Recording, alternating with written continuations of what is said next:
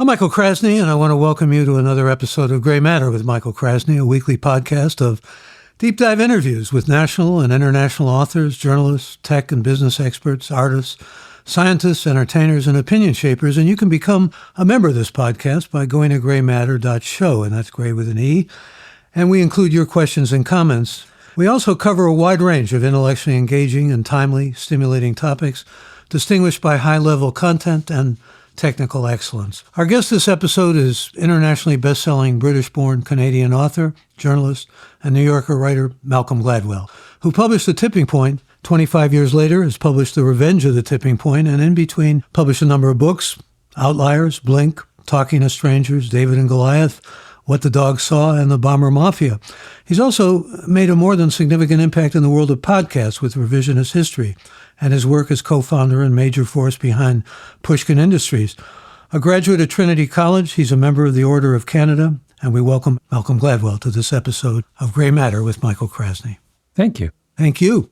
I was just saying to Malcolm, we did an event last night at Dominican College, and it was a very successful event, and many people saw a side of him that perhaps they usually don't see, and he's a very funny man sometimes. There was a lot of humor that came out, and I hope that will be the case perhaps. But I thought we'd begin in this podcast by talking about podcasts and talking about, how did you get in the podcast business? Well, it was really by a friend of mine, a very good friend of mine, Jacob Weisberg, was running Slate magazine, and they had a whole podcast thing, and he said, you should just do a podcast. And I said, sure. I just was, I thought it would be like a kind of very, very part-time gig. And I said yes. And he assured me it would take up a very small amount of time. He was lying. And I kind of fell in love with the medium. What made you fall in love? Well, you can tell different kinds of stories in audio. And the audience is also more forgiving. So you can, I think there's a lightness to audio so there's a kind of story which wouldn't stand up on the page, but it's playful or mischievous or funny or something, or warm, and it works in audio. And so that's one. I just realized it expanded the palette of stories that I could tell. And the other thing is that when I say the audience is forgiving, I feel like people are much more willing to kind of go along for the ride in audio. I don't think there's the same. It's funny, you can write, if you wrote the same thing in print and then did an audio version of it, you would get the sort of expected level of hostility in the print version, and you would get none of that in the audio version. And I don't understand why, but that is true. It's hard to understand why that's true, but I think you're right. You also write about uncurated expertise, which is an interesting concept, that somebody like Joe Rogan can put Aaron Rodgers on, and Aaron Rodgers says vaccines don't work, and he'll give him full throttle to say whatever he wants to say, which in print is much more... Yeah, it wouldn't work in print. Yeah. But the model there's another model that's interesting, which is that I think ultimately print may be more persuasive. So if I think people when they're listening to conversation or just listening to someone speak, I think their internal model is different. They treat it the way that, with a kind of lightness and skepticism that they wouldn't on the page. And page has a certain gravitas. But so when people get upset about all of the occasionally nonsense that takes place on Joe Rogan's podcast, for example, they forget this fact, and they think, if you're listening to somebody spout off on some, some made-up scientific thing, that people will believe it. Well, they don't. It's audio. People understand what they're hearing. What they're really trying to do when they hear, say, Aaron Rodgers go on in an anti-vax way, they're interested in Aaron Rodgers, in understanding who he is and how he thinks. They're not taking it as instruction. Whereas a book, I think people are much more willing to take as instruction. Well, talk is cheap is the old cliche, and you think about the written word as having some more greater sanctity almost to it. Yeah, I think that's true. You've had a great deal of success with Revisionist History. What are you trying to do? What do you hope to do with that? Well, you said earlier that I have you were very nice and said I was funny last night. Revisionist history allows me, it allows me to express my mischievous side. And I think that's sort of why I'm so drawn to it. I do have this, did you say mischievous or mischievous? I've never known which one it is. I do have a mischievous side, which has been largely silent when I'm writing. But on the podcast we have a lot of fun. I mean, we did a couple of years ago, do you have to repress it when you're writing? I think so. I don't think writing, I find it much harder to be, it's not impossible, but harder to be playful in writing. I think writing is, much more serious. We did a podcast a couple years ago where I had listened to the Disney version of The Little Mermaid and became quite exercised about the ending and the way the plot was resolved. So we decided we would redo it. And so we did 4 podcast episodes on our version of The Little Mermaid. You would never do that in print. It just wouldn't work. I mean, it was a lark. We were making fun of Disney. We came up with our own hilarious ending. We recruited, Jodie Foster and Glenn Close to play key roles. It was That's fun. Yes, that's kind of high fun that you can't. I mean, on the page, of course, it would make no sense to recruit Jodie Foster, and why would you? There's no reason for them to play a role. So, yeah, it's just different in a way that I can't explain. Well, and listening to books, for example, on audio and hearing audio has a whole different impact and effect, you believe, than seeing it in print and working with the text. That's why we spend so much more time and attention at Pushkin, my audio company. We make audiobooks. And when I do my audiobooks now, I don't just sit in a studio and booth and read the book. We use all the interview tape. We use archival tape. We score it. We treat it like an audio documentary. And that's a result of the fact that we think of audio as being a very different animal. Well, congratulations on all the success. I'm reminded, thinking about Joe Rogan, we spoke a little bit off the podcast about him. What makes him such a sensational success? And your fellow Canadian, Jared Peterson, the psychologist, Jared Peterson? Or? No, it's, oh God. You know who I mean. I know exactly who you mean. And I interviewed him before he became famous. Jordan Peterson. Jordan Peterson, thank you. He said that the real key to Rogan's success is he's kind of ignorant, and he asks questions out of ignorance, so people have to answer in detail. I don't think Rogan is that ignorant, really. I think Rogan can be pretty smart, in fact. But what do you attribute his success to? Well, he has a voice, and meaning there is something distinctive and interesting. He's funny, too, by the way. He's funny, yes. Well, he's a comedian, yeah. But there is something distinctive and interesting about the way he expresses himself and the way he sees the world. And I think in audio, like, for example, my favorite podcaster is Bill Simmons, who has the big sports podcast. And Simmons has a voice. He's got a point of view. And so it's very,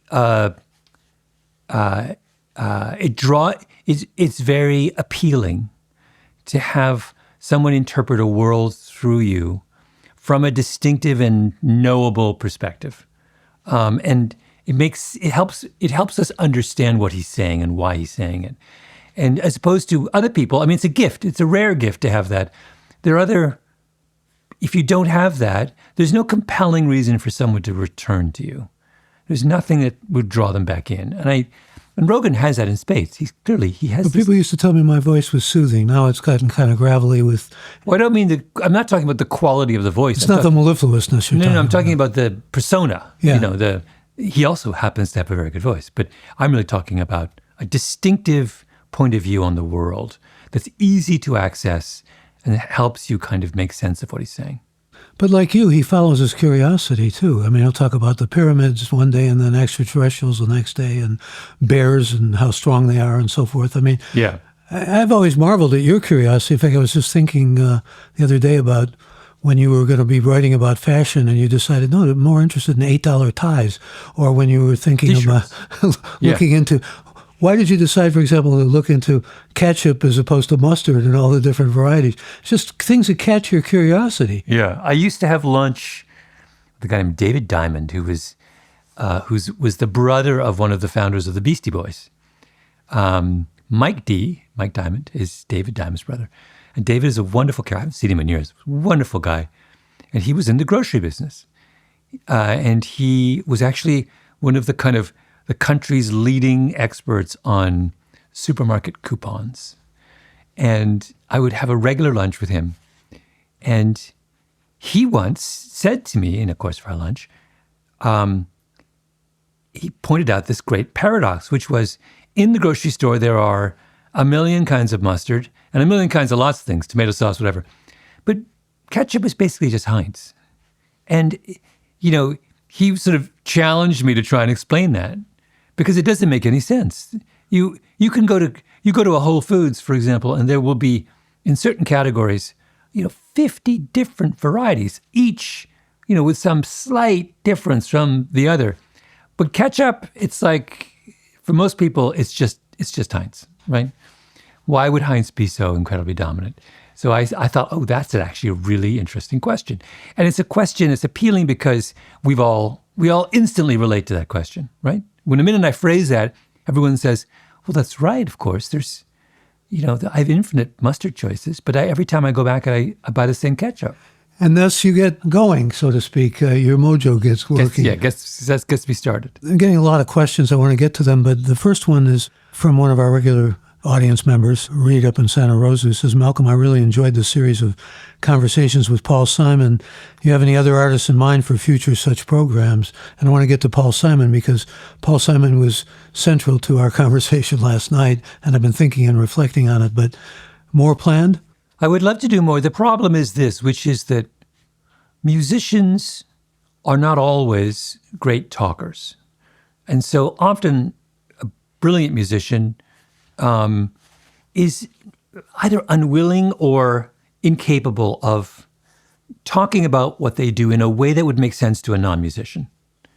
And they're just not necessarily overlapping skills, right?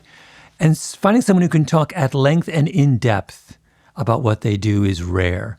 And Paul happens to be one of those people. He's just unusual. He's one of those people who, when you talk to him, you realize there are any number of high-level professions that he could have excelled at. Well, he's a poet, too. But if Paul had decided at the age of 14 that what he really wanted to be was a corporate lawyer, he would be managing partner at the fanciest law firm on Wall Street. I just think that, so the challenge, I would love to do another one of those but the challenge would be to find someone who I think could be as engaging over, remember, our audiobook with Paul Simon was, I've forgotten how many hours, 7 hours. To find someone who can be engaging over 7 hours is hard. And so the dream person to do would be Joni Mitchell. I did a whole book about writers and how difficult sometimes they find speaking, even though they can write beautifully and, poignantly and so forth. But your interview with Simon was moving to him in so many ways, talking about his father. It was moving to you as a listener. And we were broaching the whole topic of listening, a whole chapter of my new book on that. But I'm wondering what it is about listening that draws you to be so fascinated by it that you even think about it as maybe something that could be turned into an academic subject. Yeah, I did say to you that I would love to teach a course at a college on listening, because I think it's very hard to do well, and it's a skill. I mean, it's so much a part of our kind of makeup as human beings that I think we easily fool ourselves into believing that anyone can be a good listener, that it's not something that needs to be studied or learned or acquired. And I think the opposite is true, that it's actually a very hard skill to do well. Especially with empathy. Yes, to attach. You were really moved by Paul Simon. You clearly were personally moved by that interview. Was. Yeah, very. It's interesting. That was doing the Paul Simon project, which was 5 years ago now, was a real turning point in my career as a writer. It was the first time I had devoted that much time to a single subject. So I ended up, my friend Bruce and I did the project. We ended up talking to him for 40 hours. I'd never done that before. And it was a revelation. I kept thinking there would be nothing more to say, and there always was. And I realized that one of the anxieties we have as interviewers, or even as conversationalists, is we do think we're going to run out of questions to ask, or that the person we're talking to will run out of interesting things to say. And realizing that that kind of constraint I had in my mind was a made-up one was really important. And I think I've become a much better interviewer and listener since I did that project. Kind of freed you up, huh? I think it did, yeah. That's what it sounds like. But I mean, the idea, so to my point, in my mid-50s, I have a revelation about listening after being in the profession of listening for 30 years, right? Seems crazy, but it's true. Here's Jason from Albuquerque, who says, in the era of big data, how do you think our ability to analyze vast amounts of information might influence our understanding of small area variation? Do you see it potentially reducing disparities of uncovering new localized patterns that were previously overlooked? Or is there a risk it could lead to a kind of p-hacking at scale where data is manipulated to fit preconceived narratives? So this question is a reference to a phenomenon I talk about in my book, Revenge of the Tipping Point, which is called small area variation. The famous observation, since validated countless times in the world of medicine, that as you move from one community to the next, the ways in which doctors practice, even practice relatively routine kinds of medicine, differs dramatically for no apparent reason, not necessarily driven by the availability of resources or the kind of insurance people have or the demographics of the population. It's really about doctors. There's something... We're talking again about Miami and Boston especially? Yeah, Miami being a very good example of this. But in the book, I talk about the difference in the way that cardiologists behave in Buffalo and Boulder. Dramatic differences. And it has to do with there's a certain kind of contagiousness to the patterns of behavior within a profession in a given community, such that if I move from Boulder, where I practice cardiology in a certain way, to Buffalo, where they do it very differently, I soon become a Buffalo cardiologist. And which is weird. You would think that that's sort of in defiance of logic. And the question is, could big data diminish those differences? And my response would be, you'd think so. But if that were the case, you would have thought that small area variation would have disappeared in the last 10 or 15 years, and it hasn't. So, as we kind of rationalize and professionalize and increase the technical sophistication of our diagnostic decisions, for example, would we see this diminish? I don't see that in the short term. I think we would have seen it already. You said about the tipping point that it gave people a strategy, that there was something beautiful about it. Now you've expressed your concern over some of the things in there, like I think you referred to the broken windows thesis as an abomination, and we can go into some of that. But what interests me, many things interest me about this, but it's just the nature of social engineering that could be done with an understanding of the tipping point and how it operates. I mean, you become kind of a lay epidemiologist in some respects in this book, and you're setting forth with this data and moving it forward in ways that shed light that go counter to the original book. Mm-hmm. Oh, it prompts me also to ask you, just out of my curiosity, of the books you've written, is there a favorite child? I'll get back to the tipping point in a moment, but... It's my favorite book. It's probably The Bomber Mafia. I mean, which is the least kind of typical of the books I've written, but a single story. It's a different book for you in many ways, isn't it? It was a different book. The audiobook version is a really beautiful thing. I liked... My books, they can get quite complicated. Many different stories, many different themes, ideas being juggled. And The Bomber Mafia was very simple and linear. And some part of me has deep affection for that work. You're dealing with pretty complicated characters, especially Curtis LeMay. Oh, they're great characters. But it made me want to write. I'm currently working on a book about the former mayor of Los Angeles, Tom Bradley. And it's much more of a character study than my other books. And I think the idea, I'm increasingly drawn to writing about character in a way that I haven't, there's very little of that in my early books. And the idea of doing a full book in the way that Michael Lewis does, where he takes an individual and creates the world around that person. And you see the world through the eyes of that person. That's something I've always wanted to do and have not either been capable of doing or found the opportunity to do it. Does it conflict with the storytelling? I mean, the plot, so to speak? Not necessarily. It just allows you. It's one of the things I've learned in doing revisionist history, doing a podcast, which is that telling stories that are really just about character actually works. You don't actually need to have a kind of idea-driven storyline underneath. I mean, it helps. But sometimes character's enough. You think about Janet Malcolm's writing. Those books are just about character. And the story is the story of her unraveling for you somebody's character, right? Their motivations, and that, I find those books gripping. I mean, they're thrillers.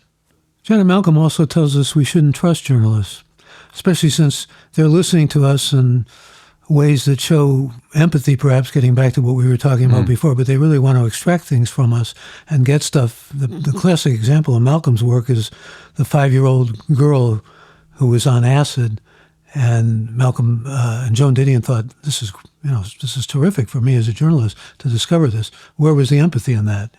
Yeah. Yes, but of course Malcolm she's sadly died now, but is herself a journalist. So I love the paradox of a journalist warning us not to trust journalists. But politicians tell us not to trust politicians. Exactly. Right? Yes, it's a kind of trope now. We could talk about her and nothing but her, and nothing would make me happier than I think of her as the gold standard. I really think I agree with you. I think there's no nonfiction writer of the last 100 years who comes close to her. Well, I would not exclude Malcolm Gladwell from that statement, but she was also sort of a difficult interview in some ways. I'm just speaking personally now. Oh, you did interview her? I interviewed her a couple of times. Oh, yeah. I can imagine she would be incredibly hard to interview. No, what was hard was you find people like, I mean to make a generic kind of comment here, but who can be very fluent in prose and very engaging and so forth. And when they express themselves, in fact, Joan Didion is another good example. She's a wonderful stylist as a writer, but as an interviewee, she was very reticent and pull teeth sometimes. Yeah. Whereas Malcolm Gladwell, easy to interview, fluent, good talker. Not true for a lot of writers. Janet Malcolm being a good example. Yeah. Well, you could sort of tell that from reading her books that in her books, the character of Janet Malcolm is always very inaccessible, right? She's so relentlessly focused on the subject, and it's clear that she's driving the investigation, but we don't ever see her in kind of any meaningful way. So I'm not surprised. She seemed like deeply psychologically invested in obscuring her role in things. She wanted to be the invisible hand in all this. Yes, she wanted to be the so I can't imagine. I'm not surprised at all to hear that she would be hard to draw out. Here's a question from James in Portland, Maine. He says, Malcolm, in Revenge of the Tipping Point, you explicitly state that Harvard's admissions policy, particularly its preference for admitting athletes, served as a subtle mechanism to maintain a predominantly white student body while presenting an image of meritocracy. Could you elaborate on how you see this strategy evolving in response to increasing scrutiny on college admissions practices? Yeah, so I make an argument in the book that I have a kind of chapter on Harvard University and its admissions policy. And I was very curious as to why this weird fact that Harvard plays more varsity sports than any other college in the country and has more college athletes than any other college in the country. Why would they be? And gives enormous admissions breaks to athletes.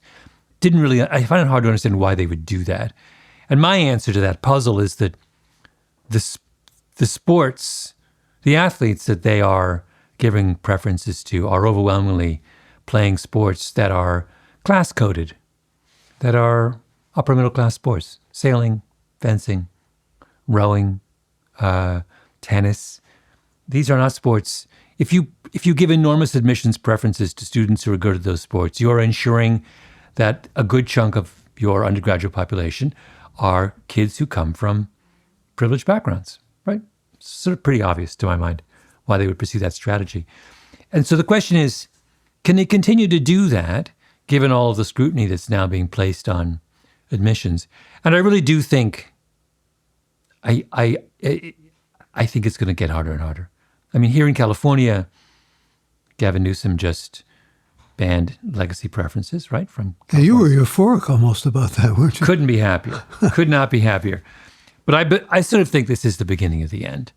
That these elite schools have been playing these games where they pretended to be meritocratic while at the same time having this back door for athletes and legacies and rich kids, and the game is up. The jig is up. The first the affirmative action ruling by the Supreme Court last year, in the course of that case winding its way up to the Supreme Court, an enormous light was shined on the absurdity of Harvard's admissions practices. Nothing to do with affirmative action. In the course of that, all kinds of other stuff was learned about Harvard's. And I think people have just kind of lost patience with this double game. Let's go back to revenge as a tipping point for a moment. What does revenge as a tipping point, or the idea of revenge, for example, have to do with Poplar Grove? Oh, well, I have a chapter in the book based on the research of two wonderful sociologists named Seth Arberton and Anna Muller, who a number of years ago hear about a town, and they won't say where the town is, although I did figure it out, and they call it Poplar Grove. And it's a town that has a terrible problem with suicide at its high school, and that they can't shake, a contagious epidemic of teen suicide. And they go to this town, they try and figure out what's happening there. And their conclusion is that Poplar Grove is a town with a monoculture. It's an upper middle class enclave that has so relentlessly pursued a set of upper middle class American values: academic success, career and achievement focus, athletic success, social success, that it has created one very narrow path for its students. And those students who feel they cannot live up to those extraordinary high standards have faced a kind of an emotional reckoning. And because the school it's a monoculture, there's no kind of, normally high schools have many different social groups, and students find their own niche, and there's some safety in that little niche that they think about. I'm sure the high school you went to and the high school I went to were quite similar. They were diverse in a sense. I don't necessarily mean ethnically diverse, but diverse in a sense that there were many, many different places where a student could find a home. And in Poplar Grove, there's not. There's only one place. And that means that any kind of contagious behavior can race through the entire population. There's no natural kind of barriers, obstacles. And that's what happened to Poplar Grove. They had an epidemic of suicide, and there was no, it didn't just infect one small little social clique. It infected the whole school because the whole school was one clique, right? And that is revenge of the tipping point, because that is an epidemic. One of the things we know about epidemics is that in the presence of homogeneity, an epidemic can go wild. And that's the problem with homogeneity. And it can even happen with big cats, it turns out. Yes, I as an illustration, talk about what happened to the cheetah. The cheetah is an animal that, for a variety of complicated reasons, cheetahs in the wild and in captivity are genetically identical to each other. They're basically identical twins. And that has made them enormously susceptible to outbreaks of infectious disease. So contagion is really at the center of the revenge idea here. Yeah. And you, in fact, move into contagion with respect to OxyContin and also COVID. You wanted to write about those two things, I guess, didn't you? I did. Originally I had Revisionist History I was just going to go back and do a kind of airbrushing of my original book on its 25th anniversary.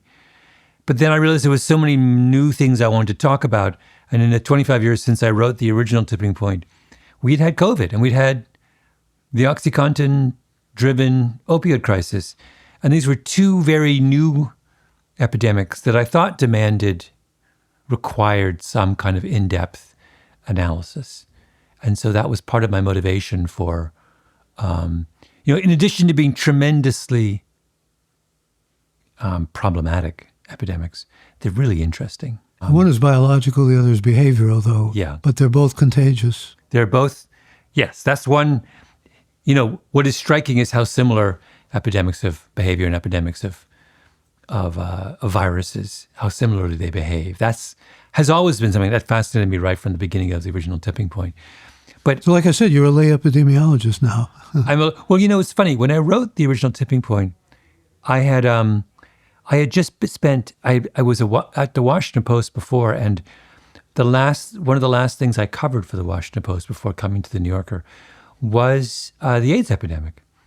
So I had been in the world of epidemiology for quite some time, which is why the idea of treating social change as an epidemic came so naturally to me. It made sense to me because I had been immersed in the world and theories of epidemiology. Another question from one of our listeners, and thank you for these questions. This is again from Albuquerque, from Jason. Throughout human history, is it possible storytellers have been the highest form of overstory architects? Yes. So the overstory is a notion that I play with in this book, which is this idea that when we account for human behavior, that we need to pay attention to the kind of shared set of values and assumptions that kind of hover over a community. And that's, we were talking earlier about small area variation. Why do doctors practice so differently from one town to the next?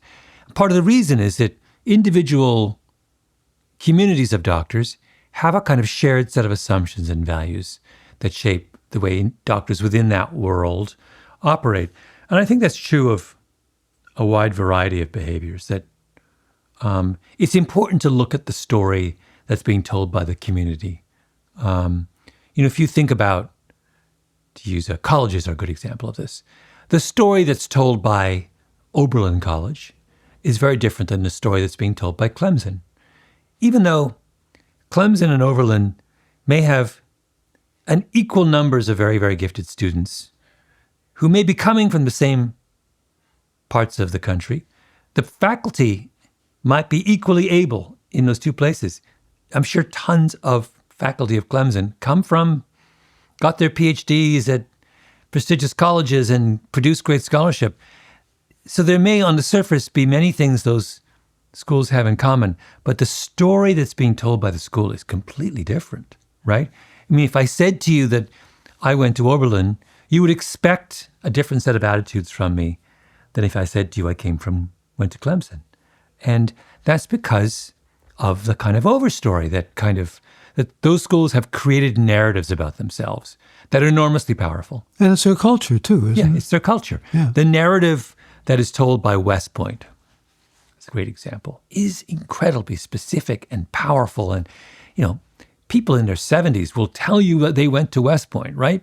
Meaning that still matters to their sense of who they are. And they will go on at length, and correctly so, about how that culture differs from the culture of the Air Force Academy or the Naval Academy in Annapolis. I mean, so my idea is we need those kinds of high-end overstories, I think they're just enormously meaningful, and we need to pay more attention to them. They shape destinies, really. I think they really do. Yeah. This is Jack in Tokyo. When looking into Harvard's admissions practices, were your numbers centered entirely around undergraduate admissions, or did they include graduate programs such as law and medicine as well? No, the analysis I was doing was purely about the undergraduate population. That's where the focus of all of the kind of litigation and controversy has been. Do you have any constructive suggestions other than what Governor Newsom has done about moving us away from elite schools and the practices that they have accustomed themselves to? Well, I think if elite schools, I have many thoughts on this on this question. I have been ranting about it for quite some time. I think elite schools need to be bigger. If you have $45 billion in the bank, as Harvard does, it's you should kind of have more than 10,000 students. You should probably have 50,000 students. Elite schools can be big. The University of Toronto, which is famously the most prestigious school in Canada, has got 70,000 students. It doesn't make it less elite. There's certainly 70,000 very, very accomplished students. Still a great university, yeah. Yeah. So the notion, only in America would we think that part of what makes a school attractive is the number of students that it denies to educate, right? That's such a kind of crazy notion. If we observe of a hospital that it is a world-class hospital, right? We expect that hospital to treat as many people as it can because it's a world-class hospital. But in the world of education, we flip it and we say, no. If you want to be considered world-class, you have to serve the smallest number of students imaginable. So thing number one I would do is they should be a lot bigger. How do you feel about dispensing advice? There are many people that you have had a great deal of impact in terms of their seeing the world and their perspicacity in one level or another, or their emotions even. So, you look under Malcolm Gladwell online and say one of the important things is stand up straight and keep your shoulders back. As advice that you give, along with adversity is the greatest teacher and things of this sort. Do you see yourself as a philosopher who can actually have this kind of impact or should have this kind of impact? I don't. No. Do I occasionally give prescriptions based on the things that I'm talking about? Sure, that's the nature of the game. Not the game. That's the nature of the business that a journalist of ideas is in. And you can be didactic, of course. People expect you to draw some conclusions. Yeah. But I don't think of myself as, I would never say in my books that this is what the reader should do. I feel like the model of my books is this is an idea that you should entertain, that you should turn it around in your head and think about it. But I'm not saying that you're a better person if you agree with me. That would be ridiculous. That's a kind of bridge too far for me. You come back to faith, though, in large part, I believe, because of a woman you profile in David and Goliath.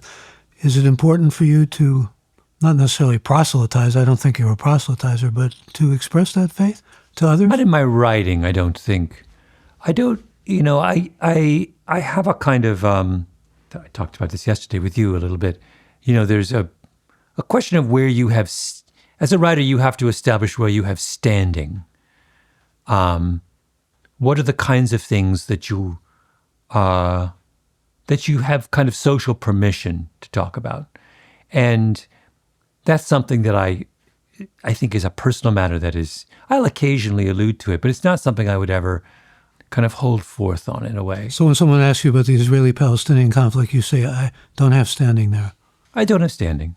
I have views, but it's not useful for me to kind of express those publicly, mostly because I haven't studied that. My views are the views of a kind of casual layperson who, I've been to Israel a couple of times. I have thoughts about it, but the number of people who know infinitely more about that conflict than me is endless. And so it makes no sense for me to kind of weigh in on it. But you have given a kind of imprimatur to Kamala Harris because you both have Jamaican ancestry and all that. Yes, I have family connection to her. So, but that's more a kind of, that's anyone with Jamaican heritage is rooting for Kamala Harris. So that's more a kind of, the affection I have for her is the same as the affection I have for the Buffalo Bills. It's a kind of, it's a rooting interest. Is that your team, the Bills?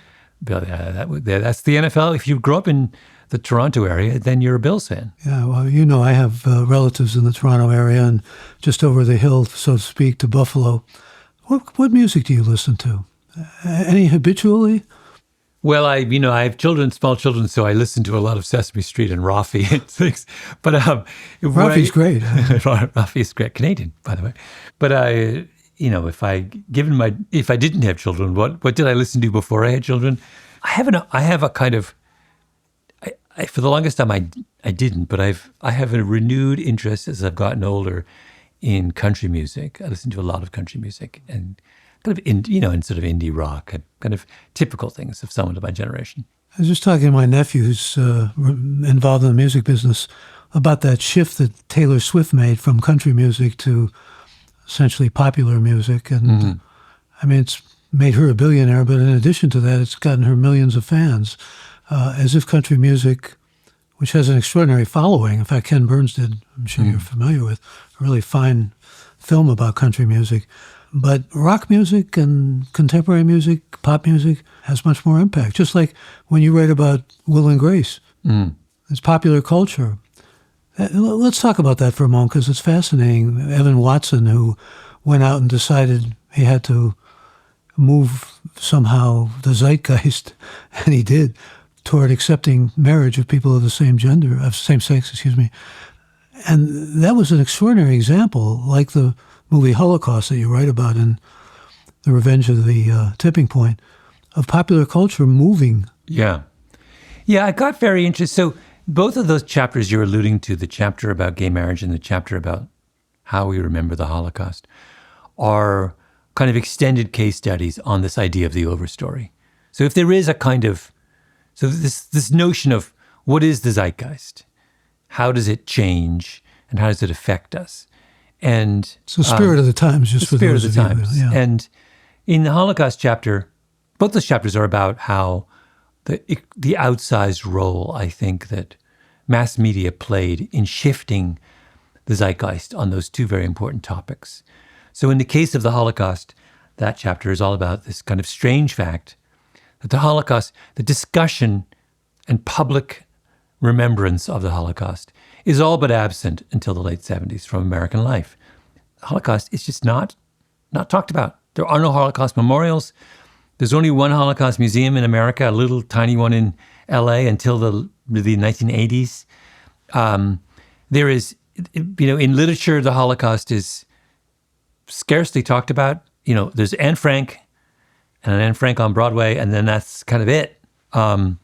The word Holocaust isn't in popular usage until the 1980s. Shoah was really a more acceptable word, still is to many. Yeah, to some. But even that, there was a vagueness to our kind of memories of it and the kind of key turning point came in 1979 with a television miniseries called The Holocaust, which was watched by half of the country over 4 consecutive nights and was this incredibly powerful graphic description of what had happened in Germany, and that kind of opened the floodgates and gave people permission, not just permission, but gave them a kind of mechanism for talking about something that had been too awful to talk about. There's a question along those lines from Miami, from Joshua. Toward the end of Revenge, you mentioned that 1960s textbook writers lacked the imagination to fully describe the Holocaust. How can something well-documented require imagination? Well, that's a really interesting question. Yeah. I think the problem, so there's a little moment in that chapter when I describe a Holocaust survivor who went on to become one of the founders of the Los Angeles Holocaust Museum, the first Holocaust museum in North America. During the war, after he had been liberated from Auschwitz, he served as General Eisenhower's interpreter. And so he was traveling with Eisenhower, and Eisenhower looked at the tattoo on his arm and said to him, "Did it hurt when they put that tattoo on you?" And the guy's reaction was, "After everything I have been through, that's the question you ask," right? Which you can understand his just befuddlement that Eisenhower, who had toured the camps, who was, had seen firsthand evidence of what the Germans had done, and knew that this man had been through Auschwitz. The question he asked was, when they put the tattoo on, did that hurt? And that guy later then thought about it and realized, in a way, it makes sense that he would ask that question, because the Holocaust was, what had happened to him was too horrible, too unbelievable, too unprecedented. It was on such a kind of extraordinary scale that someone like Eisenhower, who was just, not someone, that human beings who didn't go through it, just without some kind of practice, training, whatever, just didn't have the vocabulary to talk about it. Or the imagination. And that's what I mean by the imagination. Yeah, like you do need an imagination to it is quite clear that someone like Eisenhower, even though he'd spent a lifetime in the military, had never encountered an atrocity on that scale. And when you are encountering something for the first time, it requires imagination for you to talk about it and express yourself about it and ask questions about it, right? And that's why imagination is so important. It's fascinating how you're drawn to so many different stories, such a variety of different stories and narratives, but also the characters you're drawn to had me thinking along different lines. Like, I thought, why Rick Warren? I mean, he's a fascinating character in many ways. You call him kind of slow compared to Martin Luther King or Billy Graham, but prophecy-driven. And then I thought I could understand Sandra Bland, I could understand Jerry Sandusky, but there's just such a range and difference. And is there any key factor that you've been able to identify, that it's just the story, the person, the character? No, it's funny. I like people who have kind of unexpected complexity. And you mentioned Rick Warren. Years ago, I did a profile of him for the New Yorker. And he's a man, my sense was going in, and I think I was, I think it proved true that he was someone of unexpected complexity. In other words, it wasn't that I thought he was going to be a cipher. To the contrary, I was profoundly sympathetic to him from the outset. But he had a public persona which was very kind of clear and uncomplicated. But the private persona was much kind of deeper and murkier. And that's what you wanted to discover. I sort of sensed that in him. Yeah. I find it my feeling, it's funny, I was thinking about that profile recently. My feeling in going into that profile, like it so often is when I'm trying to tell someone's story, is very often you can kind of sense that there is more to be said about that person than their public persona would suggest. And that's what you're after. That's, you're kind of, you want to get a glimpse of that. That's when you feel like you've done, that's why we need journalists. Because if there was nothing to be found below the surface, we wouldn't need us, right? Just pursuing the public Rick Warren would give you all you need to know about Rick Warren. You wouldn't need a kind of specialist to go in and kind of try to find some deeper truth or meaning. And there again, the key often listening, isn't it? To get to that lower threshold, to get to that subject. In retrospect, I would have loved to have had a lot of time with him. I mean, he would have been fascinating to spend 20 hours with. Here's a question from Tomas in Youngstown, Ohio. Thank you, Tomas. Malcolm, in the 25 years between The Tipping Point and Revenge of the Tipping Point, it's evident that you've honed your craft as a writer, researcher, and storyteller. How has your approach evolved over the years, and what changes have you made in your method when it comes to investigating stories and presenting complex ideas? Well, there's a lot of, what I believe to be the flaw, the kind of youthful flaw of the original Tipping Point is there's a little too much certainty in how I diagnose the question, make sense of the questions I'm investigating. And I feel like today I'm a little more circumspect in or at least a little more skeptical of my ability to kind of give a. Excuse me, what's made you more skeptical? Well, one of the hardest lessons to learn as a journalist is, and only journalists are one of the few professions where we're in a position to learn how wrong people are. So one of the things you learn, it takes a long time, but one of the things you learn when you start writing stories for a newspaper or interviewing people for a living is that when you double and triple check stuff, you discover that much of what people believe to be true is not true. I'm not saying that they're lying. To the contrary, they lie very, very infrequently.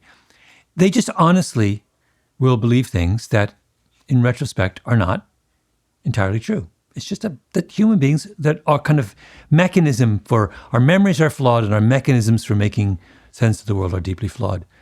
And so if you're in the business of representing what people believe, you need to be careful or you will repeat those mistakes.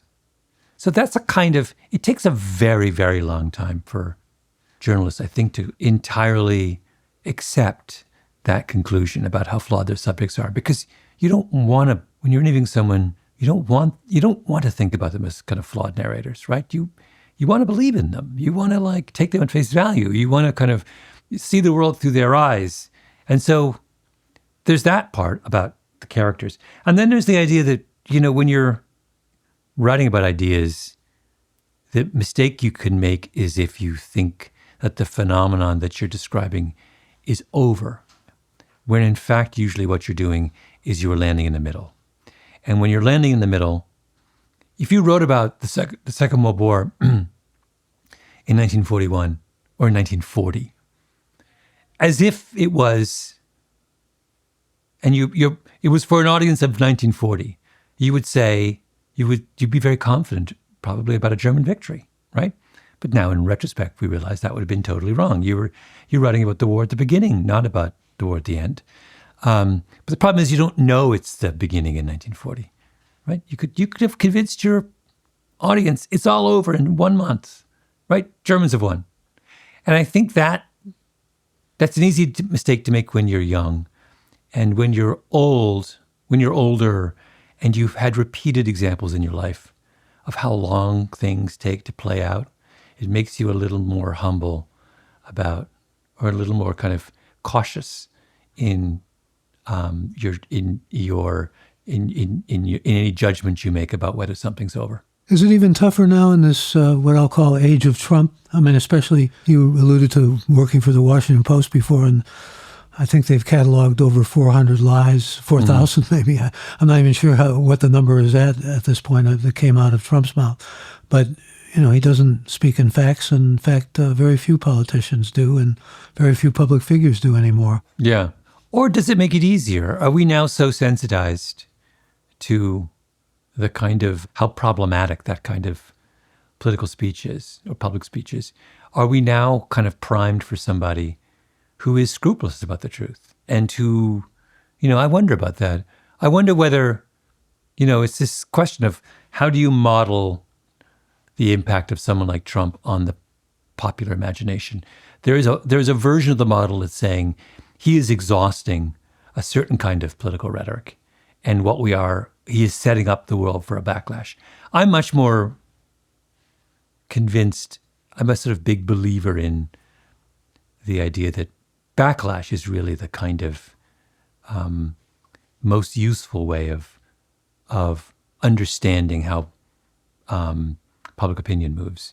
That we're more likely to kind of respond to some overwhelming trend by going in the opposite direction than we are to kind of jump on and go for the ride and continue on the ride in one direction. You say something about the magic rule of a third, and as opposed to a fourth, or very, very, very few, I mean, as you break it down. Yeah, so this is an idea that is very central to the notion of how epidemics work. So there are certain sort of principles that guide epidemics. And one of the questions is, where is the tipping point? So if an epidemic is something that is characterized by a moment where everything changes all at once, where's that moment? So I try and answer that question in terms of the behavior of groups. So groups, if you think about a group that has a certain identity and where everyone in the group shares that identity, how many outsiders do I need to introduce to the group before the group identity changes? And there's been quite a lot of research on this, kind of both formal and anecdotal. And it does seem like that tipping point in group behavior is somewhere between a quarter and a third. So if you imagine, I talk about corporate boards.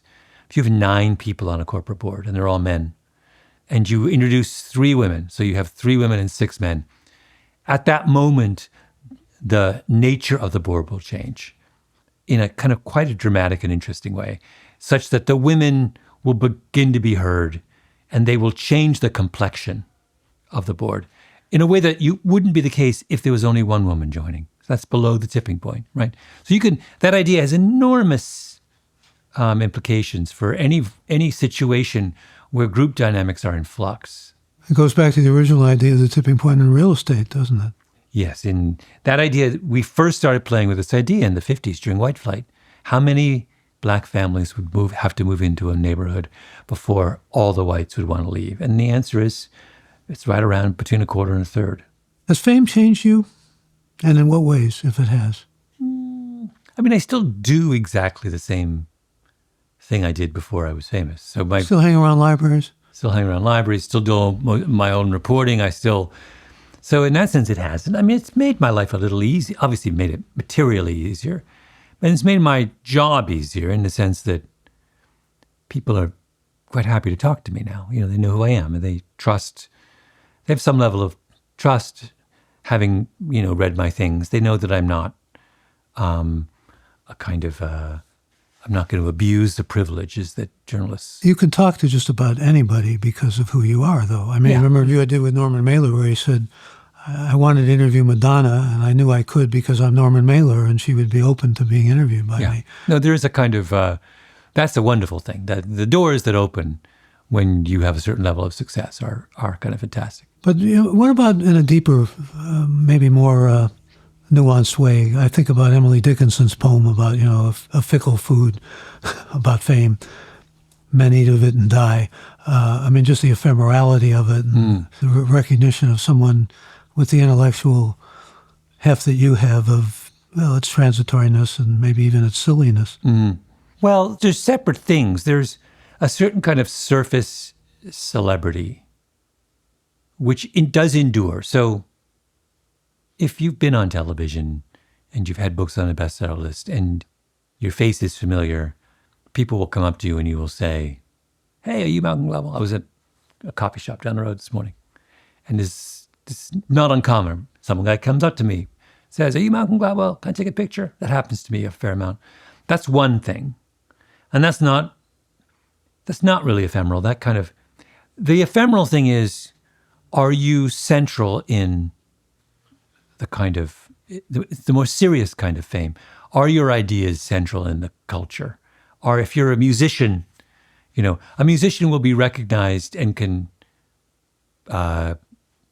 play and sell out arenas long after their music is central, ceases being central to the culture, right? So, the Rolling Stones still sell out arenas. They have that first kind of fame, but no one's the music that they create is not central to the zeitgeist. It's not like influencing, the most kind of current artists. They're not part of the conversation in the way they were part of the conversation in 1971. So that thing, if you separate those two things out, the more important kind is the centrality, and that definitely passes. And I ask you, because I asked in a podcast with Bret Stephens, he had written about, his wife is a music critic for the New York Times, and he'd written about Rolling Stones versus Beatles, and clearly took the position that the Rolling Stones were the better band, and I disagreed and said the Beatles, and he said generational, and it may be generational, clearly. Yeah. You want to weigh in? Go in? I'm good, that's hard. I think I probably would say, I don't have any great affection for, I'm not a huge fan of either band, but if I had to say who was more important, I would say the Beatles would be my answer. So maybe I'm with you. And I would agree. Well, talk a little bit about what it was like working for the New Yorker, and I guess you were under Remnick's helm, weren't you? I started under in the Tina Brown era, and then mostly under Remnick. Yeah. It was and remains an extraordinary place where a certain kind of increasingly rare journalism is practiced, and where I think people overlook the extent to which magazines like that historically were training grounds for journalism. They were the cradles of people who wrote books that mattered invariably started their careers writing for magazines or newspapers in the heyday of those two forms. They were farm systems for the culture. And I really felt that at The New Yorker, that's where I learned how to tell stories, and I learned how to report. And I spent my kind of, intense involvement with the magazine was about 10, 15 years. And the quality of editing that you would get, the seriousness with which they took ideas, all those things, it was like an extended graduate school. And that's the part of it. The reader is the beneficiary of this focus and sees the journalism, but what they don't understand is this kind of the university that's going on behind the scenes. And were the New Yorker and the Atlantic to go away, I think people underestimate the kind of cultural price we would pay. Funny line, I'll get your response to this. I've done some writing for Moment magazine, which was described itself as, at one point, as the Jewish New Yorker, and some stand-up comics said, Moment magazine describes itself as a Jewish New Yorker. The Jewish New Yorker is the New Yorker. Yes, that's right. It was a good line. How much editing goes into your books? A lot. I mean, I'm a multiple draft guy, so I write this. This book, for example, probably had. I can't even know. 4, 5, 6 drafts. Some more extensive than others, but I'm a compulsive rewriter. I think that one of the things that separates great writers from merely good ones is just the number of drafts they're willing to do. I just think that's really just all it is. How hard are you willing to work on your prose? And the best writers are the ones who are the most unhappy with their first drafts. I remember I had a discussion with Salman Rushdie, to drop a big name, about Ayandati Roy, a fellow Indian writer, claiming that one draft is all that's necessary. And I couldn't be. My first drafts would not hold up to that kind of scrutiny. Well, there are some who do that. I don't know how they do it. It's phenomenal to me too. But the only way you can do it is if you are essentially doing your early drafts in your imagination. So I do understand. There are people who can really precisely work out what they want to write in their head. And so what looks like a first draft is not a first draft. What's next for you? Well, I have this book on Tom Bradley that I... Yeah, you alluded to it, but... which I need to return to. It's half written. And it's morphing into something larger about the meaning and uses of anger. And I'm as soon as this book tour is done, I hope to jump back in on that. And stay with the podcast as well? Of course, yeah, always.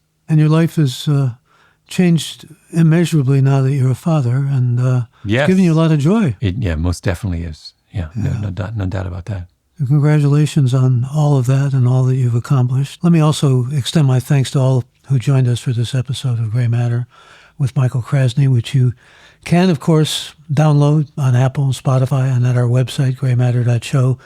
If you haven't become a member of this podcast, I invite you again to join by going to our website at graymatter.show, where you can find previous episodes. And again, that's Gray with an E. Also invite you to mail any reactions or suggestions you might have to me, M. Krasny at graymatter.show, and thank our great team of Alex, Shannon, Chad, Kevin, Colin, Jeff, Colleen, and Tanya. And special thanks to this week's guest, Malcolm Gladwell. Thank you, Michael. I'm Michael Krasny. Bandwidth for Gray Matter is provided by CashFly at CACHEFLY.com.